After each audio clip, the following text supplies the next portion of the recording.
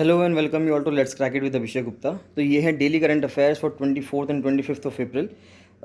बीच में एक्चुअली में उत्तराखंड में एग्ज़ाम चल रहे हैं। यूके पीसीएस का एग्ज़ाम ले रहा है UK PSC state engineering services के। तो मीनवाइल थोड़ा सा मैं उसमें बिजी था, उसके पेपर्स वगैरह में। तो इस वजह से डेली करंट अफेयर्स जो हैं 24 to 25 अप्रैल के एक साथ आ रहे हैं। इसको आप कवर कर लीजिएगा और जल्दी ही 26 के भी करंट अफेयर्स आ जाएंगे, जिससे कि डेली आपके करंट अफेयर्स कवर होते हैं। एक भी दिन का आपको कुछ नहीं छूटेगा। आप रोज़ पढ़ते रहिएगा इनको, इनके नोट्स बनाते रहिएगा। अगर आपको नोट्स नहीं बनाने तो नोट्स ले लीजिए इनको, क्योंकि अभी नोट्स काफ़ी सारे करंट अफेयर्स कवर होंगे। तो उसमें काफ़ी सारी चीज़ें ऐसी हैं कि आपको बहुत अच्छे से करंट अफेयर कवर हो जाएगा और एक भी सवाल ऐसा नहीं होगा जो आपका छूट जाए। Let's crack it with Abhishek Gupta का फ्री टेलीग्राम चैनल भी है, तो उसको जरूर ज्वाइन कर लेना। इसको ज्वाइन करना बहुत ज़्यादा ज़रूरी है। Let's crack it with Abhishek Gupta का यूट्यूब चैनल अगर आपने सब्सक्राइब नहीं किया है तो उसको जरूर सब्सक्राइब कर लीजिएगा। डेली करंट अफेयर्स यहाँ पे आते हैं, डेली बेसिस पे वीडियोस आती रहती हैं, तो आप सबको देखते रहिए।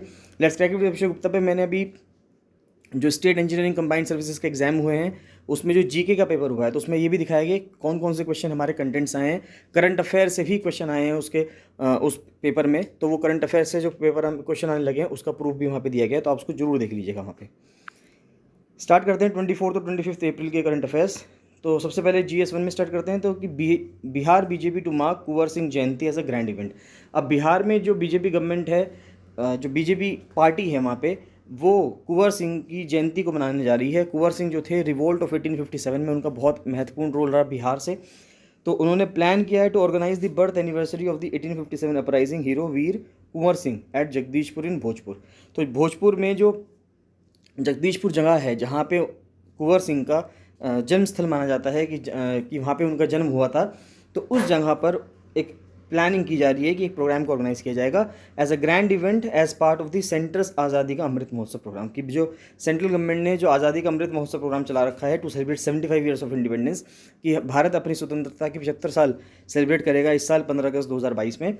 तो उसके लिए 1857 में जो कुंवर सिंह ने, जो जगदीशपुर के रहने वाले थे, जो उन्होंने रोल प्ले किया था, उनकी बर्थ एनिवर्सरी को सेलिब्रेट किया जाएगा। In April 1966 a commemorative stamp was issued to honour him and a university was established in 1992 in Bhojpur in. तो भोजपुर में एक यूनिवर्सिटी है, विश्वविद्यालय है, 1992 में उसको बनाया गया, उन्हीं को नाम पे बनाया गया उसको, उनको ऑनर करने के लिए। और 1966 में एक स्टैम्प भी एक पोस्टल स्टैम्प भी उनके नाम से निकाला गया। Bill to recognise Gond community as a scheduled tribe in UP. तो देखिए, यूपी में जो गोंड कम्युनिटी है उसको शेड्यूल्ड ट्राइब में मेंशन करवाने के लिए एक बिल लाया गया है। The constitution scheduled tribe and scheduled caste order second amendment bill 2022 को लोकसभा में इंट्रोड्यूस करवाया गया है।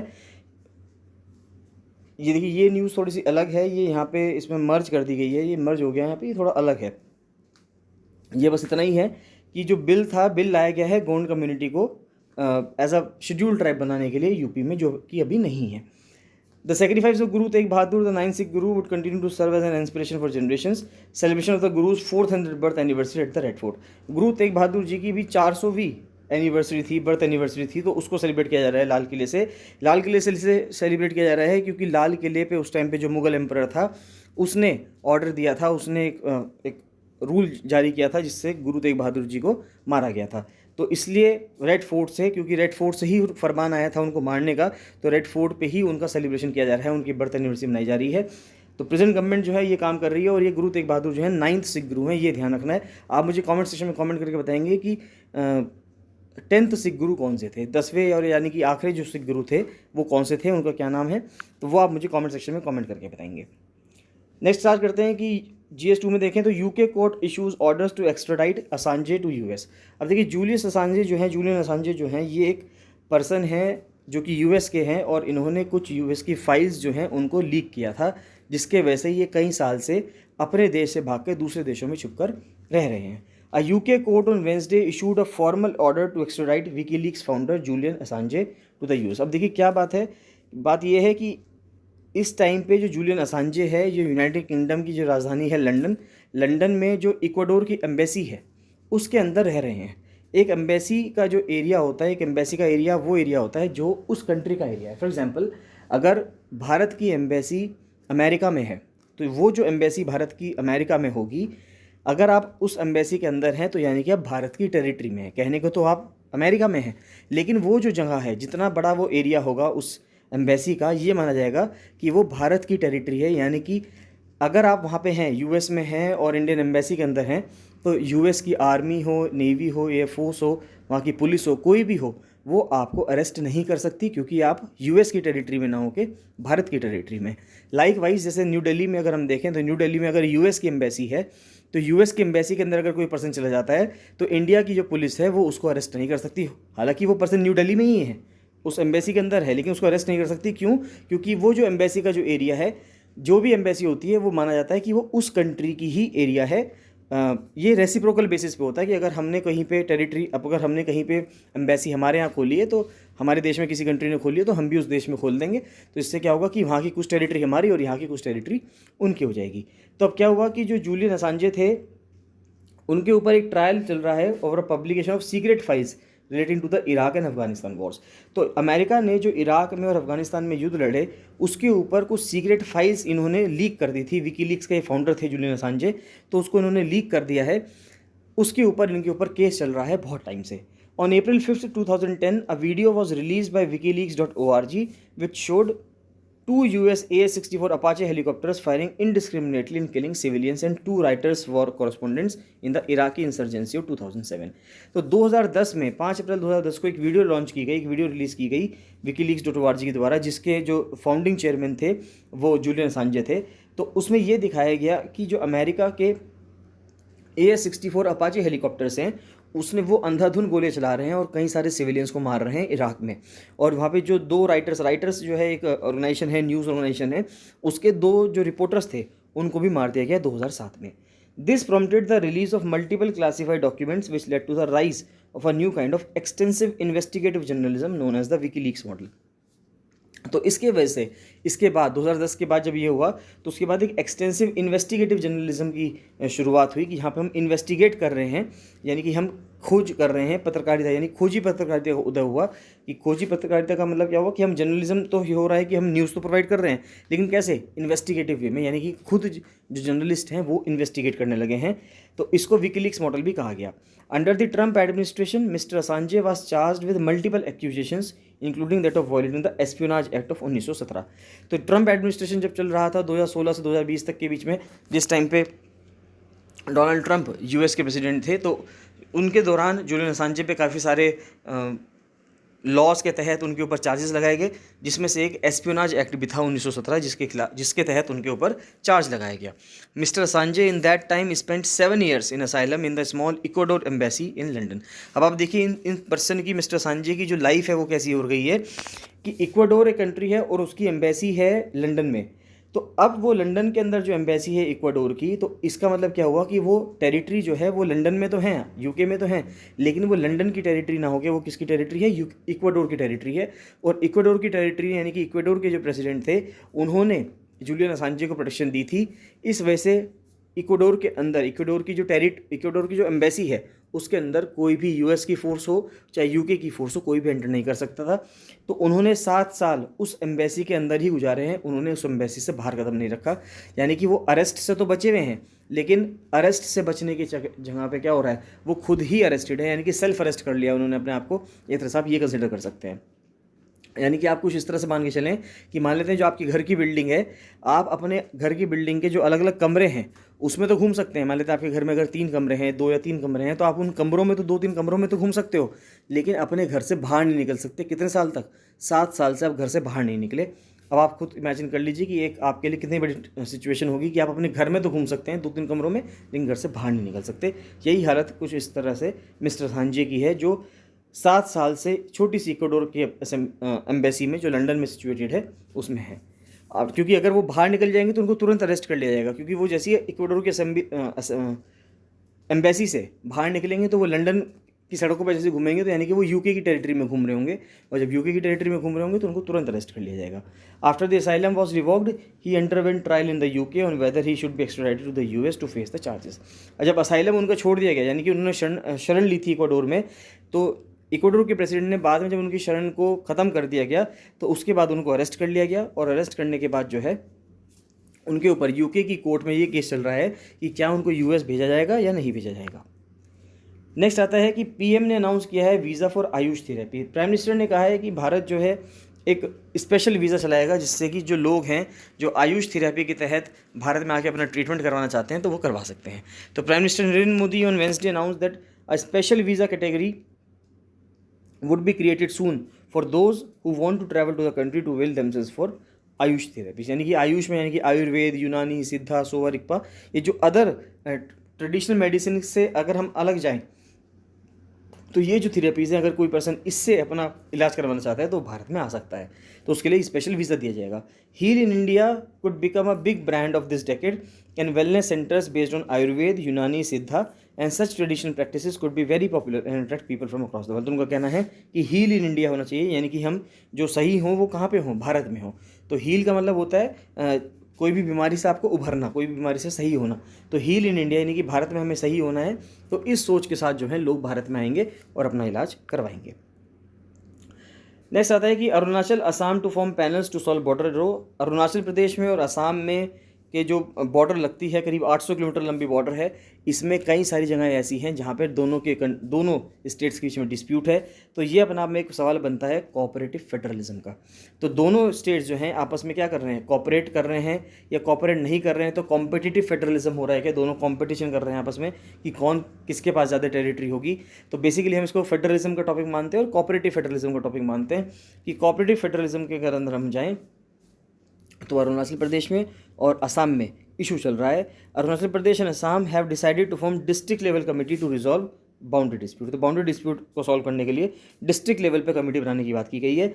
मीटिंग हुई है असम के चीफ मिनिस्टर हिमंता बिस्वा शर्मा में और अरुणाचल प्रदेश के जो चीफ मिनिस्टर हैं पेमा खांडू में, तो दोनों में बातचीत हुई है। इन्होंने कहा है कि दोनों स्टेट जो हैं उनके पास 1200 डिस्प्यूटेड स्पोर्ट्स हैं, यानी कि 1200 डिस्प्यूटेड स्पोर्ट्स हैं कि दोनों जो राज्य हैं 1200 जगहों पर कहते हैं कि ये टेरिटरी हमारी है और अरुणाचल कहता है वो टेरिटरी हमारी है। और 804 किलोमीटर की इनकी बाउंड्री है। ये जो डिस्प्यूट है, ये जब अरुणाचल प्रदेश बनाया गया था 1972 में एज अ यूनियन टेरिटरी पहले, तब से ये डिस्प्यूट चला आ रहा है। तो 1972 से ये डिस्प्यूट जो है चला आ रहा है। The UGC regulations for collaboration between Indian and foreign universities. अब देखिए यूजीसी ने जो अपना रेगुलेशन निकाला है, जो ऑर्डर्स दिए हैं कि जो कोलैबोरेट कर सकते हैं इंडियन यूनिवर्सिटी और फॉरेन यूनिवर्सिटी। तो ये हमने कुछ पहले पढ़ लिया था कि इंडियन यूनिवर्सिटी की कुछ रैंकिंग होनी चाहिए। 1 या 2 दिन पहले के अगर आप करंट अफेयर्स देखेंगे तो हमने उसमें ये चीज़ कवर की थी कि जो 1 या 2 जो 1000 से अंडर जो भी यूनिवर्सिटीज़ होंगी भारत की, या नेशनल इंस्टीट्यूशन जो रैंकिंग फ्रेमवर्क है NIRF है, मिनिस्ट्री ऑफ एजुकेशन का, उसके तहत जो इंस्टीट्यूशंस जो कॉलेजेस ऐसे हैं, जो यूनिवर्सिटीज़ ऐसी हैं जो 100 रैंक के अंडर आती हैं, वो जो यूनिवर्सिटीज़ हैं दुनिया की जो मोस्ट प्रेस्टीजियस यूनिवर्सिटीज़ हैं उनके साथ कोलैबोरेशन कर सकती हैं। तो अब बात ये आती है कि अगर ये कोलैबोरेशन कर लेंगी तो इसके बाद ये डिग्री प्रोवाइड कैसे करेंगी। द क्वालिफाइंग इंडियन यूनिवर्सिटी और college can offer dual degree. अब देखिए क्या क्या प्रोग्राम प्रोवाइड किया जा सकते हैं। डुअल डिग्री प्रोवाइड किया जा सकता है, जॉइंट डिग्री प्रोवाइड किया जा सकता है, या ट्विनिंग प्रोग्राम दिया जा सकता है। The dual degree program is new. अब इसमें से जो डुअल डिग्री है ये नया प्रोग्राम है, जबकि जॉइंट डिग्री और ट्विनिंग प्रोग्राम पहले से चलता आ रहा है। While the other 2 programs were offered under the 2016 regulation. तो 2016 में रेगुलेशन निकाला था मिनिस्ट्री ऑफ एजुकेशन ने। उस टाइम पे वो ministry of human resource and development हुआ करती थी, MHRD हुआ करती थी। तो उस टाइम पे 2016 रेगुलेशन के हिसाब से जॉइंट डिग्री और ट्विनिंग प्रोग्राम पहले से चल रहा था। डुअल डिग्री अभी इंट्रोड्यूस किया गया है 2022 में। Though only fewer institutions had introduced such programs due to the bureaucratic approval process. उस टाइम पे ब्यूरोक्रेटिक अप्रूवल प्रोसेस हुआ करता था, यानी कि रेड टेपिज्म की दिक्कत थी कि पहले अलग अलग डिपार्टमेंट्स में जाएगा, अलग अलग मिनिस्ट्रीज़ में जाएगा प्रपोजल, वहाँ से वो साइन होगा, उसके बाद जाके ये डील हो सकती है कि एक भारत का इंस्टीट्यूशन दूसरे वर्ल्ड के कॉलेज से बात करे और डिग्री प्रोवाइड करे। तो इसमें बहुत काफ़ी लंबा समय लग जाता था। तो कई सारे जो इंस्टीट्यूट्स थे, कई सारे जो कॉलेज थे, वो इससे बचना चाहते थे और वो अप्लाई ही नहीं करते थे। The degrees under the dual degree program shall be conferred by the Indian and foreign institution separately and simultaneously. अब देखिए जो डुअल डिग्री प्रोग्राम के साथ डिग्री मिलेगी वो अलग अलग मिलेगी, दोनों इंस्टीट्यूट्स की, भारत की भी और बाहर वाले की भी, और साइमल्टेनियसली और एक साथ मिलेगी upon completion of degree requirements of both universities. जब दोनों यूनिवर्सिटी के हिसाब से वो डिग्री को कंप्लीट कर लेगा वो स्टूडेंट, तो उसको भारत के यूनिवर्सिटी अगर वो है जिस भी यूनिवर्सिटी में है उसकी डिग्री मिलेगी, और जो भारत से बाहर का, मान लीजिए वो ऑस्ट्रेलिया से अगर कोलैबोरेशन है, US से अगर कोलैबोरेशन है, तो US के जिस यूनिवर्सिटी से कोलैबोरेशन होगा उसकी डिग्री भी उस पर्सन को मिल जाएगी, यानी कि एक साथ उसको 2 डिग्री मिलेंगी। For the twinning degree program, a student can get up to 30% course credit relation of the total course from the collaborating foreign university.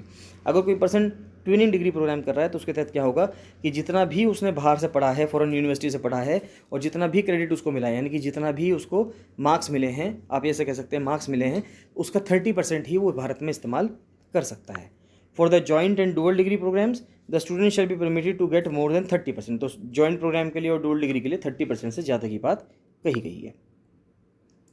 Next आता है ए के सूद जो हैं वो नए प्रिंसिपल साइंटिफिक एडवाइज़र हैं. ये अपॉइंटमेंट्स की बात आती है कि जो लेटेस्ट अपॉइंटमेंट हो रहे हैं बहुत इंपॉर्टेंट है. अभी जीके का पेपर हुआ है उत्तराखंड में यूके पीसीएस में 24 अप्रैल को, जिसका क्वेश्चन पेपर जो है let's crack it with Abhishek Gupta का जो फ्री टेलीग्राम चैनल है उस पर शेयर किया हुआ है. आप उस क्वेश्चन पेपर को देख सकते हैं. उसमें भी एक सवाल पूछा गया है यूजीसी की चेयरमैन के ऊपर पूछा गया है. अभी 2-3 दिन पहले यूजीसी चेयरमैन मैंने कवर किया था और वो अभी 24 तारीख में आया भी है, यानी कल के पेपर में वो आया भी है. तो आप उसको ज़रूर देख लीजिएगा. तो इसी तरह से अपॉइंटमेंट्स बहुत ज़रूरी हैं. GS2 के सिलेबस में भी है. अगर आप यूपीएससी की तैयारी कर रहे हैं या उत्तराखंड के अपर पीसीएस के या यूपी का अपर पीसीएस की तैयारी कर रहे हैं तो सभी में आपको काम आएगा. ए के सूद जो हैं उनको नया प्रिंसिपल साइंटिफिक एडवाइजर बनाया गया है. तो Ajay Kumar Sood has been appointed principal scientific adviser to the union government. Principal scientific adviser एक बहुत इंपॉर्टेंट पोस्ट है. जितनी भी साइंटिफिक आप कह सकते हैं इन्वेस्टमेंट होनी है, इन्वेंशंस होनी है, जो भी चीज़ें होनी है, उसके लिए प्राइम मिनिस्टर को जो आप कह सकते हैं कि जो भी सजेशंस देते हैं या जितना भी गाइडेंस मिलती है प्राइम मिनिस्टर को, वो एक प्रिंसिपल साइंटिफिक एडवाइज़र जो होता है पूरे भारत में एक पर्सन होता है ये, तो वो काम करता है. और वो अब किसको बनाया जा रहा है? अजय कुमार सूद यानी कि ए के सूद को बनाया जा रहा है. He is distinguished professor of physics at the Indian institute of science Bangalore, यानी कि IISc बैंगलोर के एक प्रोफेसर हैं फिजिक्स के, उनको बनाया जा रहा है. ही सक्सीड्स के विजय राघवान. तो इनसे पहले कौन थे? के विजय राघवान थे. Doctor Sood has been appointed for a period of 3 years. तो 3 साल की पीरियड के लिए इनको अपॉइंट किया गया है. और ये मेंबर थे पहले PM स्टैक के, यानी कि जो प्राइम मिनिस्टर की एक काउंसिल है, science technology and innovation advisory council, and is a physicist known for his work on graphene. इन्होंने ग्राफीन पे काम किया है. तो बहुत ही इंपॉर्टेंट पूछा जा सकता है कि जो ए के सूद हैं जो उस टाइम पे PSA बनाए गए हैं, उन्होंने किस चीज़ पे काम किया है? तो उन्होंने ग्राफीन पे काम किया है. तो ये इंपॉर्टेंट बात है. Mister Vijay Raghavan was appointed the PSA in 2018. तो principal scientific adviser Vijay Raghavan ji को अपॉइंट किया गया था 2018 में. और इन्होंने एक बहुत ही क्रूशल रोल प्ले किया वैक्सीन के डेवलपमेंट पे और पेंडेमिक के टाइम पे. His term ended in 2021 but was awarded an extension. 2021 में उनका टेन्योर खत्म हो गया था, लेकिन उनको 1 साल का टेन्योर बढ़ा दिया गया. PSA's office coordinates with several ministries. अब ये जो PSA का ऑफिस है यानी कि जो प्रिंसिपल साइंटिफिक एडवाइज़र है, इसका ऑफिस कई सारी मिनिस्ट्री के साथ बात करता है, एडवाइस करता है सरकार को साइंस पे, टेक्नोलॉजी पे, पॉलिसीज़ पे, इंटरवेंशंस पे that are of strategic socio economic importance, जो बहुत ज़्यादा इंपॉर्टेंट होती है, स्ट्रेटेजिकली इंपॉर्टेंट होती है, उसके ऊपर ये काम करता है. It also advises institutions, academy and industry. तो ये एडवाइस भी करता है इंस्टीट्यूशंस को, अकेडमिक्स को, इंडस्ट्रीज़ को. PM stack is one of the catalysts for such task and also overseas the implementation of the task. तो PM स्टैक जो है ये चीज़ देखता है कि कौन कौन से टास्क हो रहे हैं और वो टास्क किस तरह से हो रहे हैं, कंप्लीट सही से हो रहे हैं या नहीं हो रहे हैं. तो यानी कि उन कार्यों का जो कार्यान्वयन की जो निगरानी है वो भी PM स्टैक जो है वो करता है. The body has 9 major missions. अब ये जो बॉडी है PM स्टैक जो बॉडी है, इसके 9 मिशंस हैं. कौन कौन से मिशन हैं? एक तो है नेचुरल लैंग्वेज ट्रांसलेशन, फिर है quantum frontier, artificial intelligence, national biodiversity mission, electric vehicle, bioscience for human health, waste to wealth, deep ocean exploration और accelerating growth of new India's innovations यानी कि अग्नि. तो ये 9 प्रोग्राम्स हैं जिसके तहत ये 9 मिशंस हैं जिसके तहत ये काम करते हैं PM स्टैक. तो ये बहुत इंपॉर्टेंट है. ये आप मेंस के आंसर राइटिंग में भी यूज़ कर सकते हैं और आपसे प्रीलिम्स में पूछा जा सकता है कि इनमें से कौन सा PM स्टैक का काम नहीं है या कौन सा काम है. Prior to mister Vijay Raghavan, nuclear scientist R Chidambaram was the PSA for close to a decade and a half. यानी कि इससे पहले ए के सूद से पहले कौन थे? मिस्टर विजय राघवान थे. और विजय राघवान जी से पहले थे R चिदम्बरम, जो करीब करीब 15 साल तक रहे. और उससे पहले APJ अब्दुल कलाम थे भारत में प्राइम मिनिस्टर के PSA. नेक्स्ट आता है GS3 में. अगर हम देखें एनवायरनमेंट से न्यूज़ आ रही है कि सी में इनंडेट मैनी सिटीज़ बाय 2050. तो एक रिपोर्ट आई है, एक रिसर्च की गई है, इसमें कहा जा रहा है कि समुद्र जो है कई सारे शहर को डुबो देगा, कई सारे शहर में बाढ़ आ जाएगी 2050 तक. क्यों? क्योंकि जो समुद्र का लेवल है, जो सी लेवल है, वो लगातार बढ़ता जा रहा है, बहुत तेज़ी से बढ़ रहा है. जो सी लेवल राइज है वो बहुत तेज़ी से हो रहा है, जिसकी वजह से जो लो लाइंग एरियाज़ हैं, जो समुद्र के नज़दीक जो एरियाज़ हैं, वो सारे जलमग्न हो जाएंगे, पानी के अंदर डूब जाएंगे.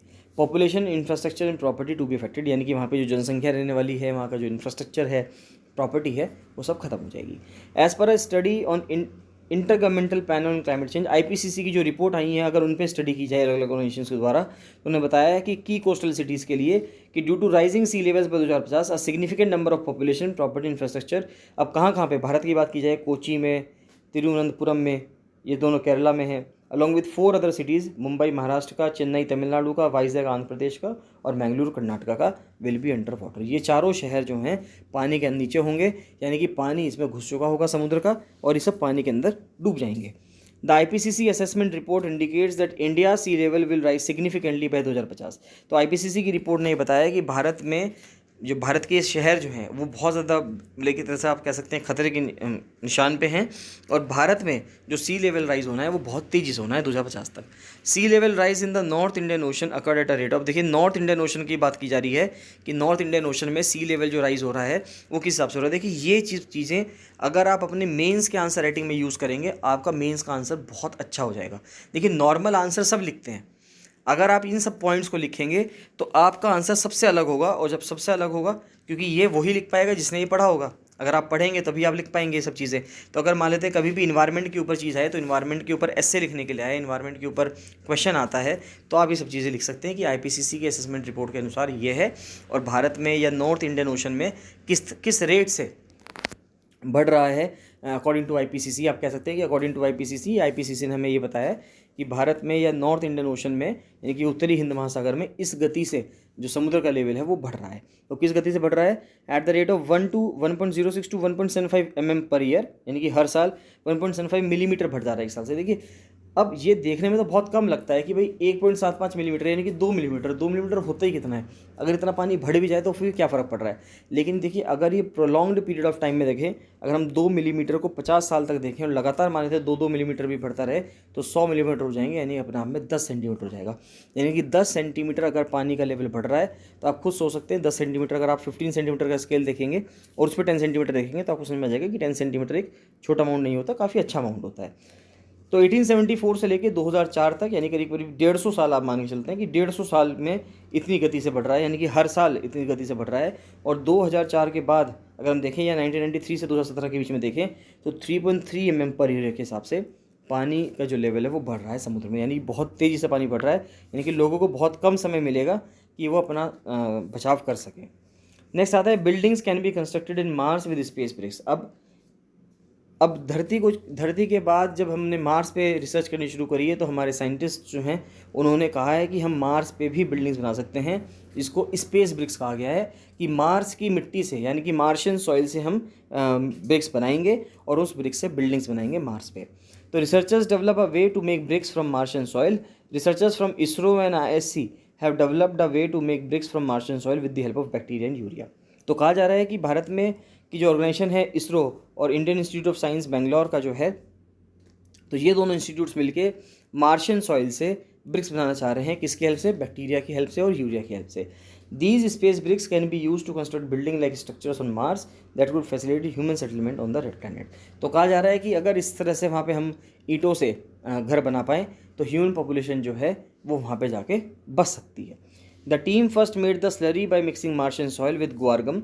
तो अब टीम ने क्या किया, जो इसरो की और ISC की मिलकर जो टीम थी उन्होंने क्या काम करा, उन्होंने एक स्लरी बनाई मार्शियन सॉइल की ग्वारगम के साथ मिला के, अ बैक्टीरियम कॉल्ड स्पोरोक्सारसिना पैस्चुरी, यूरिया और निकल क्लोराइड। तो इन सब चीज़ों को मिला के उन्होंने एक स्लरी बनाई और उस स्लरी की हेल्प से उन्होंने ब्रिक्स बनाने की कोशिश की, ये बताया जा रहा है। नेक्स्ट आ रहा है in its latest world economic outlook report IMF has paired global. अब देखिए जो वर्ल्ड इकोनॉमिक आउटलुक रिपोर्ट है IMF की, उसमें बता रहा है IMF कि दुनिया की जो प्रोग्रेस थी या दुनिया का जो ग्रोथ रेट है वो धीरे धीरे घटता जा रहा है। तो उन्होंने कहा है कि 2022 में 4.4 projected in January to just 3.6, a sharp decline from the estimate of 6.1% from 2021। अब देखिए IMF ने ये बताया है कि पूरी दुनिया की अगर हम देखें तो पूरी दुनिया की ग्रोथ 2022 की जनवरी महीने में उन्होंने 4.4% बताई थी, जो घटाकर अब अप्रैल में 3.6% कर दी है। और 2021 में IMF ने बताया था ये ग्रोथ 6.1% रहेगी, यानी कि धीरे धीरे ग्रोथ बढ़ने की जगह ग्रोथ कम हो रही है। ये वर्ल्ड इकोनॉमिक आउटलुक रिपोर्ट का कहना है, जो कौन रिलीज़ करता है, इंटरनेशनल मॉनेटरी फंड यानी कि अंतर्राष्ट्रीय मुद्रा कोष जो है जो जारी करता है। India's growth through 2022-23 which the IMF had projected 9% January. अब देखिए जो 2022-23 का जो कैलेंडर ईयर था या फिस्कल ईयर था, उसमें IMF ने भारत की ग्रोथ को 9% बताया था जनवरी में, जिसको घटाकर अब 8.2% कर दिया गया है। ये इंपॉर्टेंट चीज़ है। तो IMF के हिसाब से भारत जो 2022-23 का जो फिस्कल ईयर 1 अप्रैल 2022 से स्टार्ट हुआ है, उसमें भारत की ग्रोथ जो है 8.2% रहेगी according to IMF। This headline number is more optimistic than projections from the World Bank. अब ये जो है वर्ल्ड बैंक कहता है सिर्फ 8% से ग्रोथ होगी, ADB कहता है सिर्फ 7.5% से ग्रोथ होगी, और RBI का कहना है भारत के कि सिर्फ 7.2% से ग्रोथ होगी। तो अगर हम इन सब चीज़ों को देखें तो जो IMF ने नंबर दिया है 8.2%, वो काफ़ी ज़्यादा सही महसूस हो रहा है। इन 2023-24 हाउएवर IMF ने कहा है कि ग्रोथ जो है घटकर 6.9 रह जाएगी, और जबकि दुनिया जो है यानी कि जो वर्ल्ड बैंक है, दुनिया नहीं, जो वर्ल्ड बैंक है, उन्होंने एक्सपेक्ट किया है टू बी एट द 7.1%। तो भारत की ग्रोथ 2023-24 में IMF ने कहा है कि घटकर जो अभी 8.2% कही है इस साल, अगले साल घटकर 6.9% रह जाएगी, जबकि वर्ल्ड बैंक का कहना है कि वो 7.1% रहेगी। IMF has emphasized that these projections are much more uncertain than usual due to the unprecedented nature of the shock to the world economy। तो IMF का कहना ये है कि हम प्रोजेक्शंस तो कर रहे हैं, लेकिन हम बिल्कुल भी श्योर नहीं है, या बहुत ज़्यादा यहाँ पे आप कह सकते हैं कि अनप्रेसिडेंटेड लेवल पे, यानी कि ऐसा कभी पहले नहीं हुआ, इतनी लेवल पे चेंजेस आ रहे हैं दुनिया में, तो जिसकी वजह से कभी भी जो महंगाई है वो ऊपर नीचे जा सकती है, या जो ग्रोथ है वो ऊपर नीचे जा सकती है। प्राइम मिनिस्टर ने नए प्लान लॉन्च किए हैं गुजरात के ट्रैवल एरियाज़ में। तो prime minister Narendra Modi on Wednesday inaugurated projects estimating at over ₹20,000 crore, 20,000 crore से ऊपर के प्रोजेक्ट लॉन्च किए गए हैं, जिसमें एक लोकोमोटिव मैन्युफैक्चरिंग यूनिट भी बनाई गई है गुजरात के travel belt of Dahod and Panchmahal. तो गुजरात में ट्रैवल बेल्ट है, दाहोद एरिया है और पंचमहल एरिया है, तो वहाँ पे एक लोकोमोटिव मैन्युफैक्चरिंग यूनिट बनाई गई है, यानी कि जो ट्रेन का इंजन है वो वहाँ पे बनाया जाएगा, यानी कि इससे वहाँ पे जो वो जो एरिया है वो भी इंडिया के मैप पे शो होगा, जिससे ये समझ में आएगा कि उसकी इंपॉर्टेंस बहुत ज़्यादा है। He laid the foundation stone for a project to manufacture 9,000 horse power electric locomotives in Dahod district. तो अब प्रोजेक्ट का कहना यह है कि 9,000 हॉर्स पावर का इलेक्ट्रिक लोकोमोटिव बनाया जाएगा दाहोद डिस्ट्रिक्ट में, जिससे कि उन लोकोमोटिव्स को बाहर दूसरे देशों में भी बेचा जा सके। असम को उसका हाइड्रोजन प्लांट मिल गया है। तो एक्सप्लोरेशन और प्रोडक्शन मेजर है, एक कंपनी है ऑयल इंडिया लिमिटेड, उसने भारत का पहला 99.999% प्योर ग्रीन हाइड्रोजन प्लांट जो है असम में बनाया है। तो इंपॉर्टेंट चीज़ है, सीधे सीधे सवाल में पूछा जाएगा कि भारत ने पहला ग्रीन हाइड्रोजन प्लांट जो बनाया है वो कहाँ पे बनाया है, वो अभी बनाया गया है असम में, और कितना प्योर है, 99.999% प्योर है। तो green hydrogen which has the potential to replace fossil fuels is the name given to hydrogen gas produced using renewable energy. तो ये कहा जा रहा है कि ग्रीन हाइड्रोजन क्या है, ग्रीन हाइड्रोजन के अंदर एक पोटेंशियल है कि जो फॉसिल फ्यूल्स है उसको हटा सकता है, और ये वो फ्यूल है जो रिन्यूएबल एनर्जी को यूज़ करते हुए बनती है। अगर हम विंड से लें या सोलर पावर से लें तो उसके बाद ये एनर्जी बनती है। तो ये इनका कहना है। नेक्स्ट आता है कि सुशील चंद्र मिश्रा जो हैं ऑयल की चेयरमैन जो हैं और MD हैं, set the green hydrogen pilot plant setup in central Assam Jorhat has capacity for producing 10 kg of hydrogen a day. तो जो आप कह सकते हैं जो पायलट प्लांट था, यानी कि ये टेस्ट करने के लिए क्या ये टेक्नोलॉजी सक्सेसफुल है या नहीं है, तो उसके लिए 10 किलो जो हाइड्रोजन है पर डे वो प्रोड्यूस करता है, जिसको बाद में बढ़ा के 30 kg पर डे कर दिया जाएगा। तो ऑयल के यानी कि ऑयल इंडिया लिमिटेड के चेयरमैन और MD इस टाइम पे कौन है, सुशील चंद्र मिश्रा हैं। तो ये इंपॉर्टेंट चीज़ है। नेक्स्ट आता है कि नेवी ने एक जॉइंट नेविगेशन चार्ट मॉलडीव्स में पेश किया है, अनवील किया है। तो इंपॉर्टेंट चीज़ है, वो जा सकता है कि अभी जो हाल में जॉइंट नेविगेशन चार्ट था वो किस कंट्री में लॉन्च किया गया है भारत के द्वारा, तो ये मॉलडीव्स में किया गया है। In his first overseas trip since taking over as the chief of the naval staff, admiral R Harikumar during a 3-day visit to the Maldives unveiled the first navigation chart. तो देखिए पहली ट्रिप रही है, विदेशी ट्रिप रही है, विदेश गए हैं भारत के जो नेवी के जो चीफ हैं, चीफ ऑफ नेवल स्टाफ है एडमिरल R हरिकुमार, तो वे मॉलडीव्स गए हैं और वहाँ पे जाके उन्होंने नेविगेशन चार्ट को लॉन्च किया है to consolidate the capabilities of the Maldivian national defence forces.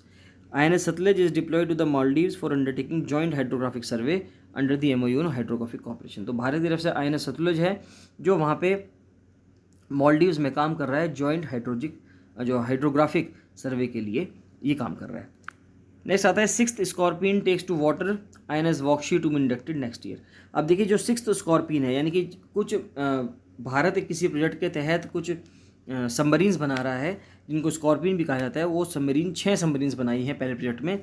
तो उन 6 सबमरीन में से जो आखिरी सबमरीन थी INS वाक्षीर, उसका ट्रायल शुरू हो गया है, जिससे कि उसको नेक्स्ट ईयर इंडक्ट किया जा सके। The sixth and last of the French scorpion, अब देखिए कहाँ कौन सी कंट्री की बिलोंग करती हैं, ये फ्रेंच कंट्री से बिलोंग करती हैं। French class submarines INS Vagsheer was land into water, यानी कि लॉन्च कर दिया गया उसको पानी में at the Mazagon docks in Mumbai. 6 submarine थी जिसको किस प्रोजेक्ट के तहत बनाया गया है, प्रोजेक्ट 75 के तहत बनाया गया था by the Mazagon docks under technology transfer from the naval group. Technology transfer के थ्रू बनाया गया है, यानी कि टेक्नोलॉजी ट्रांसफर कर दी गई है भारत को as part of a 3.75 billion deal sign in October 2005। तो 2005 में एक डील साइन की गई थी उस टाइम पे यूपीए गवर्नमेंट के दौरान, और ये अब जाके पूरी हुई है। इससे पहले कौन कौन सी आ चुकी हैं, जैसे ये 6 नंबर की थी तो उससे पहले 5 कौन कौन सी आ चुकी हैं। सबसे पहले आई थी INS कलवरी 2017 में, फिर INS खंडेरी आई सितंबर 2019 में, फिर INS वगीर आई नवंबर 2020 में, INS करांज आई मार्च 2021 में, और INS वेल आई नवंबर 2021 में, और अभी 2022 में जो है नई आप कह सकते हैं नई स्कॉर्पियन आ रही है जिसको INS वाकशीर कहा जा रहा है। ये इंपॉर्टेंट चीज़ है। The tender to build 6 more advance conventional submarines, अब देखिए 6 तो ये बनी गई हैं, इनके बाद 6 और सबमरीन्स बनाने की बात की जा रही है, और उस प्रोजेक्ट का नाम क्या रखा गया है, जैसे इस प्रोजेक्ट का नाम प्रोजेक्ट 75 था, इसका नाम प्रोजेक्ट 75I कर दिया गया है। In the request for proposal stage the navy has a 30-year submarine building programme and after the P75I it intends to design and build conventional submarines indigenously. तो अब जो भारत सरकार है या भारत की जो नेवी है उसका प्रोग्राम है कि अगले 30 सालों में हमें सबमरीन की जो स्ट्रेंथ है वो बढ़ानी है। तो अभी कुछ काम तो P75I के तहत काम हो जाएगा, उसके बाद कहा जा रहा है उसके बाद भारत जो है, अभी तक तो टेक्नोलॉजी ट्रांसफ़र पर काम कर रहा है, अब भारत जो है खुद से सबमरीन बनाएगा, टेक्नोलॉजी ट्रांसफ़र के दौरान दूसरे कंट्री को पैसा प्रोवाइड नहीं करना चाहेगा। अगर हम कुछ प्रीलिम्स के फैक्ट्स देखें तो जो IMF की MD हैं वो इस टाइम पे कौन है, क्रिस्टलिना जॉर्जीवा हैं। इनके ऊपर सवाल पूछा जा सकता है कि ये कहाँ से बिलोंग करती हैं। वैसे तो ये US की हैं, लेकिन इनका जो नेचुरल डिसेंट था, ओरिजिनल डिसेंट था, वो इंडियन है। So that's all. ये क्रिस्टलिना जॉर्जीवा के लिए नहीं था वो बात, वो IMF की जो चीफ इकोनॉमिस्ट थी गीता गोपीनाथ, वो उनके बारे में था। ये मिस्टेकनली मैंने आपको यहाँ बता दिया है, क्रिस्टलिना जॉर्जीवा नहीं है, वो गीता गोपीनाथ हैं जिनका ऑरिजिन इंडियन ऑरिजिन था। अभी रहती है वो US में या US सिटीजनशिप उनके पास, तो इसको करेक्ट कर लीजिएगा। यहाँ पे छोटी सी मिस्टेक थी, इसको मैंने ऑफिस से रेक्टिफाई कर दिया, इसको सही कर लीजिएगा। तो इसके आप नोट्स बनाते रहिएगा, आपको कोई भी डाउट आता है तो कमेंट्स में कमेंट करके बता दीजिएगा। और जो स्टूडेंट्स लोअर पीसेस मेंस की तैयारी कर रहे हैं या फिर FRO मेंस की तैयारी कर रहे हैं तो उसकी टेस्ट सीरीज़ भी शुरू होने जा रही है 1 मई से, तो आप उसके लिए मुझे 7665804421 पर कॉल या मैसेज कर सकते हैं। चलिए मिलते हैं नेक्स्ट वीडियो में। So thank you and bye bye.